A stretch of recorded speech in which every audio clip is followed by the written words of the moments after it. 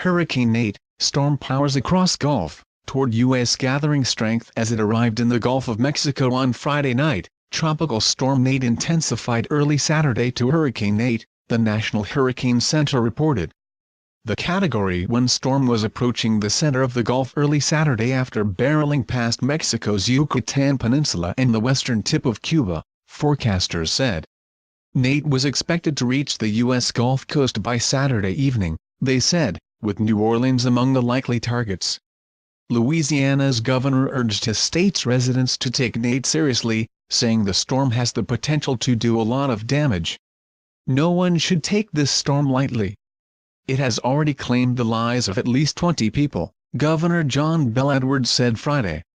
We do want people to be very, very cautious and to not take this storm for granted. Mississippi, Alabama and parts of Florida also were expected to take hits from the hurricane, with states of emergency already declared in many counties. Earlier Friday, the storm hit Central America, leaving at least 25 people dead, Reuters reported. Here's what you need to know. Where is Nate now?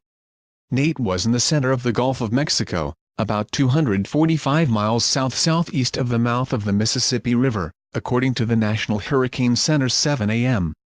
ET Saturday advisory. The storm has maximum sustained winds of 85 mph and was moving north-northwest at 22 mph. A hurricane warning was in effect from metropolitan New Orleans and Lake Pontchartrain, La, as well as Grandel, Louisiana, to the Alabama-Florida border. A tropical storm warning was in effect for Lake Maurepas and Morgan City to Grandel, Louisiana, as well as Okaloosa-Walton County, FLA, to the Alabama-Florida border. The U.S. Central Gulf Coast states should expect to receive 3 to 6 inches of rain, the National Hurricane Center said. What else do you need to know? In Louisiana, Governor Edwards already declared a state of emergency and mobilized 1,300 National Guard troops, with 15 headed to New Orleans to monitor the fragile pumping system there. With forecasts projecting landfall in southeast Louisiana as a Category 1 hurricane, Edwards urged residents to ready for rain, storm surge and severe winds, and to be where they intend to hunker down by dark on Saturday.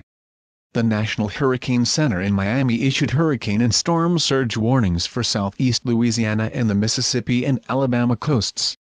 Meanwhile, Edwards said forecasts for the fast-moving storm, which threatens to strike Louisiana as a hurricane this weekend, indicate the greatest risks are winds and storm surge, rather than intense amounts of rain. That's good news for New Orleans, where the city's pumping system remains fragile but is working. 2 flash floods this summer led to revelations about personnel and equipment problems at the agency that runs the system that drains the city. New Orleans Mayor Mitch Landrieu said 109 of its 120 pumps are functioning, which is 92% capacity.